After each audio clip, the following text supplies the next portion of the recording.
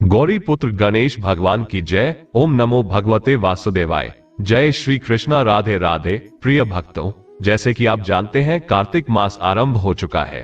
ये कार्तिक मास धार्मिक दृष्टि से बहुत ही महत्वपूर्ण माना जाता है। यह मास भगवान विष्णु का प्रिय महीना माना गया है, इसलिए इस मास में भगवान विष्णु की पूजा अर्चना करने का विधान है। साथ ही इस महीने में पवित्र नदी में स्नान, दान, तुलसी पूजा आदि करके भगवान श्री हरि की कृपा तथा मां लक्ष्मी की कृपा प्राप्त की जा सकती है। आज मैं आपको सुना रहा हूं कार्तिक मास में सुनी जाने वाली बड़ी ही सुंदर कथा। इस कथा को सुनने के बाद कार्तिक मास महात्म्य के दूसरे अध्याय की कथा को भी सुनेंगे, तो आप सभी लोग बड़ी ही श्रद्धा और प्रसन्न चित्त मन से इन कथाओं को पूरा अवश्य सुनिएगा। वीडियो शुरू करने से पहले आप सभी से विनम्र निवेदन है कि आपने अगर अभी तक चैनल सब्सक्राइब नहीं किया है तो ऐसी ही व्रत, कथा, त्योहार व सनातन धर्म से जुड़ी जानकारी सबसे पहले जानने के लिए सब्सक्राइब अवश्य कर लीजिए। तो आइए सुनते हैं इस पावन सुंदर कथा को। एक समय की बात है, एक ब्राह्मण और ब्राह्मणी थे। वो 7 कोस दूर गंगा यमुना स्नान करने जाते थे। रोज इतनी दूर आने जाने से ब्राह्मणी थक जाती थी।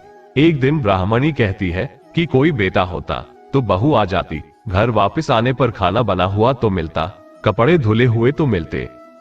ब्राह्मण कहता है कि तूने भली बात बताई है, चल मैं तेरे लिए एक बहू ला देता हूँ। ब्राह्मण फिर बोला कि एक पोटली में थोड़ा सा आटा बांध दे, उसमें थोड़ी सी मोहर अशर्फी भी डाल दे। उसने पोटली बांध दी और ब्राह्मण पोटली लेकर चल दिया। चलते चलते कुछ ही दूर एक गांव में जमुना जी के किनारे बहुत सारी सुंदर लड़कियां अपना घर बनाकर खेल रही थी।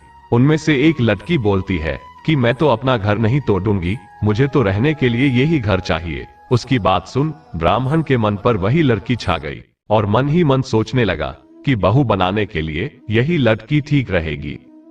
जब लड़की जाने लगी तो ब्राह्मण भी उसके पीछे पीछे चल दिया, और जब लड़की अपने घर पहुंचती है तब बूढ़ा ब्राह्मण बोला, बेटी कार्तिक का महीना है, मैं किसी के यहाँ खाना नहीं खाता। तुम अपनी माँ से पूछो कि मेरा आटा छान कर 4 रोटी बना देंगी क्या? यदि वह मेरा आटा छान कर रोटी बनाएंगी तभी मैं खाऊंगा। लड़की अपनी माँ को सारी बात बताती है। माँ कहती है कि बेटी बाबा से कह दे कि रोटी में 4 रोटी वे भी खा लेंगे। लेकिन लड़की कहती है कि नहीं माँ, बाबा ने कहा है कि मेरा आटा छान कर बनाओगी तभी वह खाएंगे। तब उसकी माँ कहती है कि ठीक है, जा बाबा से कह दे कि अपना आटा दे दे। उसने आटा छाना तो उसमें से मोहर अशर्फी निकलती है। वो सोचती है कि जिसके आटे में इतनी मोहर अशर्फी है उसके घर न जाने कितनी अशर्फियां होंगी। जब ब्राह्मण रोटी खाने बैठा तो लड़की की माँ बोली, बाबा तुम लड़के की सगाई करने जा रहे हो? बाबा बोले कि मेरा लड़का तो काशी बनारस पढ़ने गया हुआ है, लेकिन अगर तुम कहो तो मैं खांड कटोरे से तेरी लड़की को ब्याह कर साथ ले जाऊं। लड़की की माँ बोली, ठीक है बाबा, और वो ब्याह करके ले आया। घर आकर बोला, रामू की माँ दरवाजा खोलकर देख, मैं तेरे लिए बहू लेकर आया हूँ, आकर बहू का स्वागत सत्कार करो। ब्राह्मणी बोली, दुनिया ताने मारती थी, अब तुम भी ताने मार लो। हमारे तो 7 जन्म तक कोई बेटा बेटी नहीं है, तो बहू कहां से आएगी? ब्राह्मण बोला, ना तू दरवाजा तो खोल। ब्राह्मणी ने दरवाजा खोला तो सामने बहू खड़ी देखी। तब वो आदर सत्कार से बहू को अंदर ले आई। अब जब ब्राह्मण ब्राह्मणी नहाने जाते तो बहू घर का सारा काम करके रखती, खाना बनाती और सास ससुर के कपड़े धोती और रात में उनके पैर दबाती। इस तरह से काफी समय बीत जाता है। सास बहू को सीख देती है कि बहू चूल्हे की आग न बुझने देना और मटके का पानी खत्म न होने देना। एक दिन चूल्हे की आग बुझ गई। बहू भागी भागी पड़ोसन के घर गई और बोली, मुझे थोड़ी सी आग दे दो, मेरे चूल्हे की आग बुझ गई है।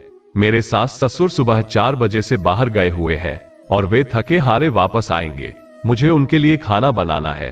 तब पड़ोसन कहती है, अरे तू तो बावली है, तुझे तो ये दोनों मिलकर पागल बना रहे हैं।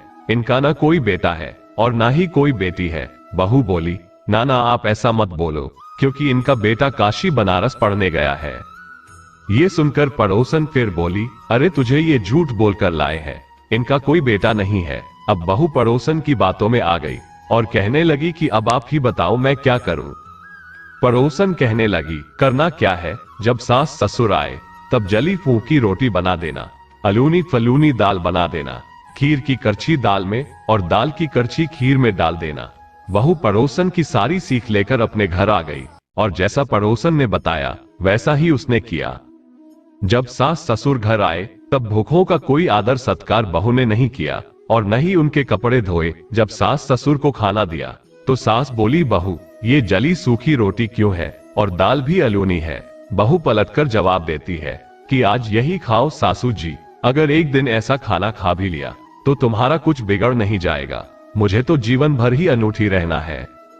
बहू की बातें सुनकर सास बोली कि आज तो बहू ने अच्छी सीख नहीं सीखी है।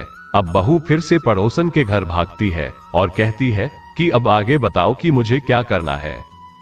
पड़ोसन बोली कि अब तुम सातों कोठों की चाबी मांग लेना। अगले दिन जब सास जाने लगी तो बहू अड़ गई कि मुझे तो सातों कोठों की चाबी चाहिए।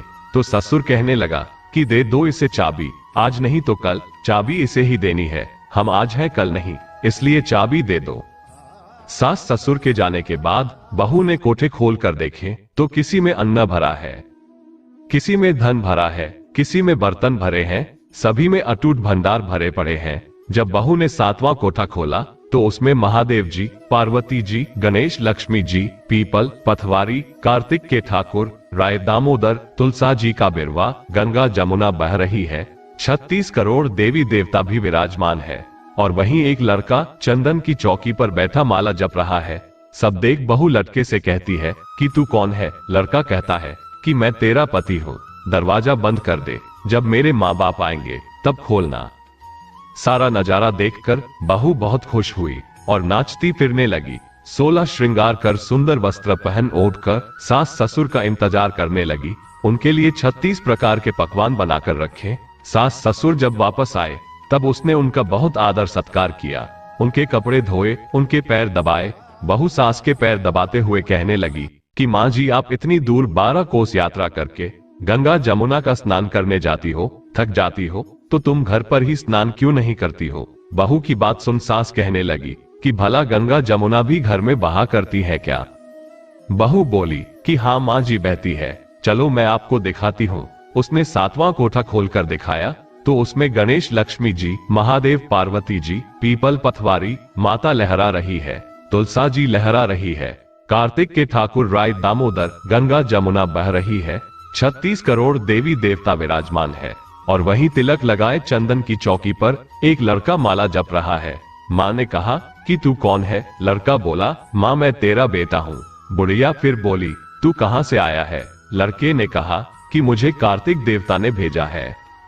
बुढ़िया कहती है कि बेटा ये दुनिया कैसे जानेगी, कैसे जानेगा मेरा घर का धनी, क्या जानेंगी देवरानी जेठानी, क्या जानेगा मेरा अगर बगर पड़ोस की तू मेरा ही बेटा है।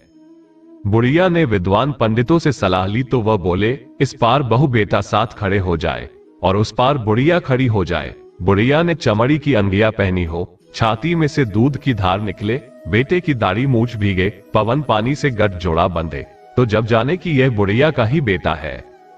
उसने ऐसा ही किया, चमड़े की अंगिया फट गई, छाती में से दूध की धार निकली, बेटे की दाढ़ी मूछ भीग गई, पवन पानी से बहू बेटे का गठजो बंध गया।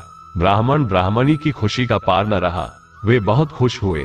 हे कार्तिक के ठाकुर राय दामोदर भगवान ने जैसे बहू बेटा उसको दिए वैसे सभी को देना। बोलो कार्तिक मास की जय, बोलिए श्री राधा कृष्ण भगवान की जय। आइए अब भगवान श्री लक्ष्मी नारायण जी के चरणों का ध्यान करते हुए कार्तिक मास महात्म्य के दूसरे अध्याय की कथा को सुनते हैं। भगवान श्री कृष्ण जी सत्यभामा से आगे बोले, हे प्रिय, जब गुणवती को राक्षस द्वारा अपने पति एवं पिता के मारे जाने का समाचार मिला तो वह विलाप करने लगी, हे नाथ, हे पिता, मुझको त्याग कर तुम कहाँ चले गए। मैं अकेली स्त्री तुम्हारे बिना अब क्या करूं। अब मेरे भोजन वस्त्र आदि की व्यवस्था कौन करेगा। घर में प्रेम पूर्वक मेरा पालन पोषण कौन करेगा। मैं कुछ भी नहीं कर सकती, मुझ विधवा की कौन रक्षा करेगा। मैं कहाँ जाऊं, मेरे पास तो अब कोई ठिकाना भी नहीं रहा। इस प्रकार विलाप करते हुए गुणवती चक्कर खाकर धरती पर गिर पड़ी और बेहोश हो गई। बहुत देर बाद जब उसे होश आया तो वह पहले की ही भांति करुण विलाप करते हुए शोक सागर में डूब गई। कुछ समय के पश्चात जब संभली तो उसे ध्यान आया कि पिता और पति की मृत्यु के बाद मुझे उनकी क्रिया करनी चाहिए जिससे उनकी गति हो सके। इसलिए उसने अपने घर का सारा सामान बेच दिया और उससे प्राप्त धन से उसने अब अपने पिता एवं पति का श्राद्ध आदि कर्म किया। तत्पश्चात वह उसी नगर में रहते हुए 8 पहर भगवान विष्णु की भक्ति करने लगी। उसने मृत्यु पर्यंत तक नियम पूर्वक सभी एकादशियों का व्रत और कार्तिक महीने में उपवास एवं व्रत किए। हे प्रिय, एकादशी और कार्तिक व्रत मुझे बहुत ही प्रिय है। इनसे मुक्ति, भुक्ति, पुत्र तथा संपत्ति प्राप्त होती है। कार्तिक मास में जब तुला राशि पर सूर्य आता है, तब ब्रह्म मुहूर्त में उठकर स्नान करने व व्रत उपवास करने वाले मनुष्य मुझे बहुत प्रिय है, क्योंकि यदि उन्होंने पाठ भी किया हो तो स्नान एवं व्रत के प्रभाव से उन्हें मोक्ष प्राप्त हो जाता है। कार्तिक में स्नान, जागरण, दीपदान तथा तुलसी के पौधे की रक्षा करने वाले मनुष्य साक्षात भगवान विष्णु के समान है। कार्तिक मास में मंदिर में झाड़ू लगाने वाले, स्वास्तिक बनाने वाले तथा भगवान विष्णु की पूजा करने वाले मनुष्य जन्म मरण के चक्कर से छुटकारा पा जाते हैं। ये सुनकर गुणवती भी प्रति वर्ष श्रद्धा पूर्वक कार्तिक का व्रत और भगवान विष्णु की पूजा करने लगी। हे प्रिय, एक बार उसे ज्वर हो गया और वह बहुत कमजोर भी हो गई। फिर भी वह किसी प्रकार गंगा स्नान के लिए चली गई। गंगा तक तो वह पहुंच गई, परंतु शीत के कारण वह बुरी तरह से कांप रही थी। इस कारण वह शिथिल हो गई। तब भगवान विष्णु के दूत उसे मेरे धाम में ले आए। तत्पश्चात ब्रह्मा आदि देवताओं की प्रार्थना पर जब मैंने कृष्ण का अवतार लिया, तो मेरे गण भी मेरे साथ ही इस पृथ्वी पर आए। जो इस समय यादव है, तुम्हारे पिता पूर्व जन्म में देव शर्मा थे, तो इस समय सत्राजित है। पूर्व जन्म में चंद्र शर्मा, जो तुम्हारा पति था, वह डाकू है। और हे देवी, तू ही वह गुणवती है। कार्तिक व्रत के प्रभाव के कारण ही तू मेरी अर्धांगिनी हुई है। पूर्व जन्म में तुमने मेरे मंदिर के द्वार पर तुलसी का पौधा लगाया था। इस समय वो तेरे महलों के आंगन में कल्प वृक्ष के रूप में विद्यमान है। उस जन्म में जो तुमने दीप दान किया था, उसी कारण तुम्हारी देह इतनी सुंदर है और तुम्हारे घर में साक्षात लक्ष्मी का वास है। चूंकि तुमने पूर्व जन्म में अपने सभी व्रतों का फल पति स्वरूप विष्णु को अर्पित किया था, उसी के प्रभाव से इस जन्म में तुम मेरी प्रिय पत्नी हुई हो।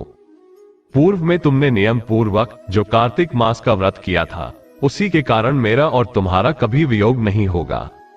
इस प्रकार कार्तिक मास में व्रत आदि करने वाले मनुष्य मुझे तुम्हारे समान प्रिय है। दूसरे जप, तप, यज्ञ, दान आदि करने से प्राप्त फल कार्तिक मास में किए गए व्रत के फल से बहुत थोड़ा होता है।